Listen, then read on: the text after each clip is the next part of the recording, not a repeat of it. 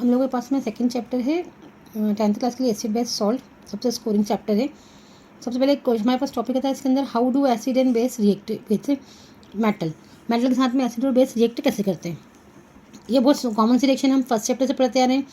Metal है, जब भी एसिड से रिएक्ट करेगा तो क्या होगी, हाइड्रोजन गैस क्या होगी यहाँ पे जो है इवॉल्व होती है ना। और उसकी टेस्टिंग के लिए हम लोग क्या करते हैं, यहाँ पे जब भी आप कैंडल लगाएंगे उसको सॉफ्ट सॉल्यूशन में निकालेंगे और कैंडल लगाएंगे तो टेस्टिंग में क्या हमको पॉप साउंड आता है। डैट मीन्स क्या है, वो हाइड्रोजन गैस क्या हो रही है, इवॉल्व हो रही है। जब भी इसकी टेस्टिंग पूछी जाए हाइड्रोजन की तो मतलब क्या आएगी, पॉप साउंड आएगा। यदि आप उसको वाटर में निकाल रहे हैं, सोप सॉल्यूशन में निकाल रहे हैं तो उसके जो बबल्स आएंगे वहाँ पे आप कैंडल लगाएंगे तो आपको पॉप साउंड प्रोड्यूस होता है। सेकंड दिया metal react with base, metal react करेगा बेस से। तो हमारे पास में सिंगल रिएक्शन है क्योंकि सारे मेटल जो है बेस से रिएक्ट नहीं करते। तो हमारे पास में क्या बनाएगा, ये सोडियम जिंकेट फॉर्म करता है। यहाँ पे भी हाइड्रोजन गैस लिबरेट होगी, ठीक है, पर ये सारे मेटल के साथ में पॉसिबल नहीं है। तो आपको इसके लिए लिखना है कि this reaction are not possible with all metal, सारे मेटल के साथ में पॉसिबल नहीं है। फिर रिएक्शन हमारे पास में आती है how do metal carbonate and metal hydrogen carbonate react with acid.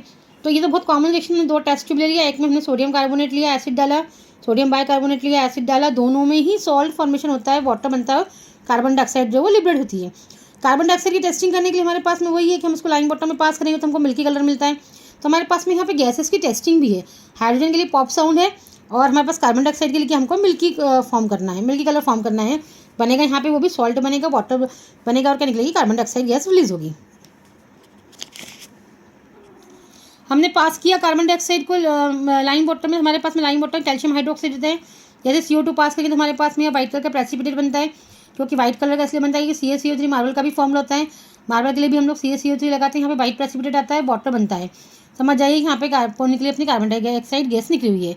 यदि हम इसमें एक्सेस में कार्बन डाइऑक्साइड पास करते तो हमारे पास में जो ये पार्ट हमारा बना हुआ है, यदि आपने फिर उसके अंदर कैल्शियम कार्बोनेट में वाटर है और साथ में और एक्सेस में कार्बन डाइऑक्साइड डाला है तो सॉल्युबल हो जाता है ये, और कैल्शियम हाइड्रोजन कार्बोनेट बनाता है जो वाटर में कैसे होता है, सॉल्युबल हो जाता है, ठीक है।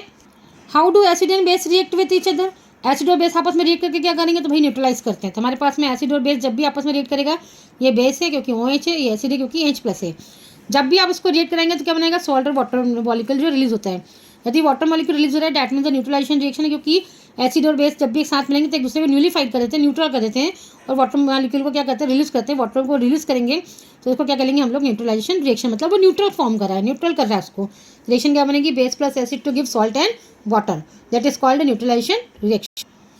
Acid react with metal oxide, अब मेटलिक ऑक्साइड आ गया तो एसिड को क्या करना है, मेटलिक ऑक्साइड ले लिया, एसिड रिएक्ट कराएंगे तो अभी सॉल्ट बनेगा और क्या बनेगा, वाटर बनेगा। अब सॉल्ट और वाटर हमारे पास न्यूट्रलाइजेशन रिएक्शन में भी बनते हैं जब एसिड और बेस रहते हैं। तो हम यदि यहाँ पे एसिड ले रहे हैं तो हमारा मेटल ऑक्साइड कैसे बिहेव करेगा, बेसिक ही नेचर होगा, बिकॉज एसिड प्लस बेस क्या बनाता है, सॉल्ट और water.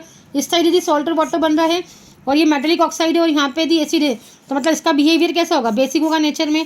Same thing reaction of non metallic oxide with acid. Non metallic oxide ले लिया हमने, कार्बन डाइऑक्साइड ले लिया, बेस हमने क्या लिया यहाँ पे, कैल्शियम हाइड्रोक्साइड ले लिया, है ना। कैल्शियम हाइड्रोक्साइड लेंगे, यहाँ पे हम लोग नॉन मेटलिक ऑक्साइड को कराएंगे बेस के साथ में। तो हमने जब बेस लिया तो हमारे पास यहाँ भी क्या बना, सॉल्ट और वाटर बना। ये भी सॉल्ट क्या लगता है, कार्बोनेट आया ना, that means the salt, water release होगा। तो यदि हम यहाँ पे यदि बेस ले रहे हैं, यदि ये हमारा बेस है, यहाँ हमारा बन रहा है सॉल्ट बन रहा है और वाटर बन रहा है, तो मतलब ये हमारा नेचर कैसे होगा, इसका एसिडिक होगा। कैसा नेचर होगा, एसिडिक, क्योंकि भाई न्यूट्रलाइजेशन हो रहा है यहाँ पे भी, एसिड प्लस बेस मिलकर सॉल्ट और वाटर बनाते हैं। यदि ये बेस है तो सामने वाला दूसरा पार्ट क्या होगा, हमारा एसिडिक होगा। मतलब नॉन मेटेलिक ऑक्साइड कैसे होते हैं, नेचर में एसिडिक होते हैं, और मेटेलिक ऑक्साइड हमारे नेचर में कैसे होते हैं, बेस होते हैं। Thank you.